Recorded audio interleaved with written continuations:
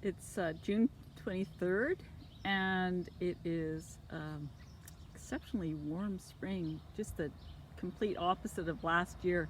Wanted to show how the grapes are forming up already. These are Concords, and then coming through, you can see I've netted off some of the cherries. These are the ones that I'll just keep for myself. The rest of them I'm sharing with the birds. So it's looking pretty nice around here, despite the fact that we're 1/3 the amount of water that we normally get in a year. So in the last 12 months, we've received about 15.7 inches of rain here, and we would normally get 47. So it's a little bit stressful because we had an extremely warm May, and things did already dry out a bit, but we got 1.5 inches of rain in the last 2 months. So that's helped things a lot.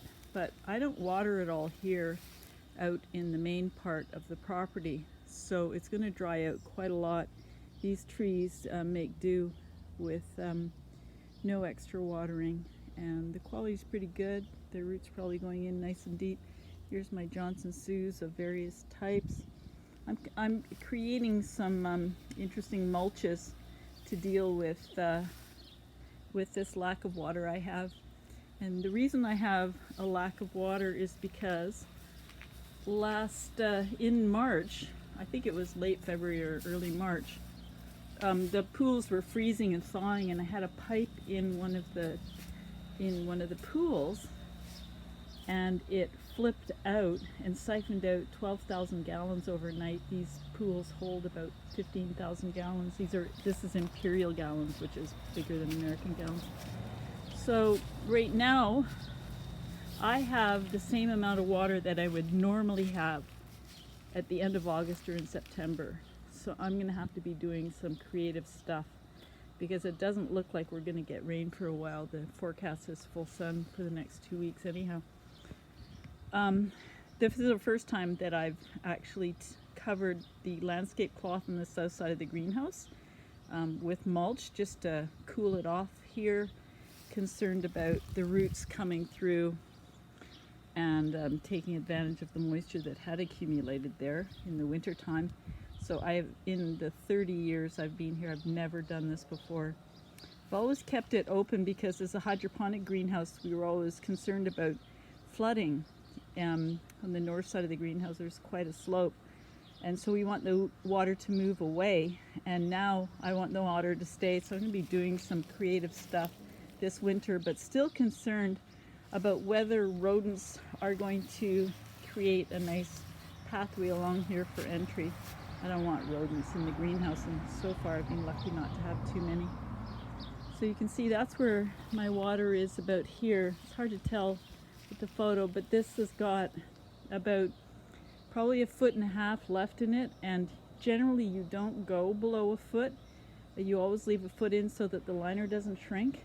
And I don't know, maybe I'm gonna have to just sacrifice some liners this year just to take advantage. We'll see, because I've got 2.5 months to deal with very little rain. I do have some other tanks up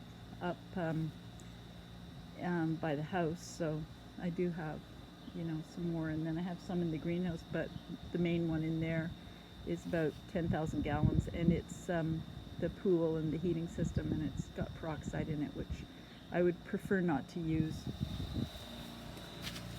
because of the biology in the soil. So here we are doing a lot of mulch to keep the moisture in the soil, and the saving grace probably is that the organic matter content, and I don't have any data for that, has increased every year with all the covers that I'm using under the trees, and so I'm holding more water in here, so it requires less watering than it has in any other year. But it's still drying out, so you can see I've integrated my veggies. Everything looks pretty good. Kind of like interesting. I'll be doing one of these every month to see the progress that I'm making. This I'm just getting ready to plant some carrots and things in there. So the saving grace, of course, another saving grace is that up here we've got a 40% shade. It's a reflective white Svensson shade cloth that diffuses the light, so you're getting lots of bounce in here and use of lights, and it's so much cooler in here than it is actually outside, even though it just feels cool. And you can see the pool is down about 6 inches. I didn't have enough water to fill it right back up. I've had the top off for quite a bit, just evaporating. You can see a tree tomato setting, lots of fruit there, and then the passion fruit are coming along. So I'll be sharing some of what I'm doing to slow the water down around here.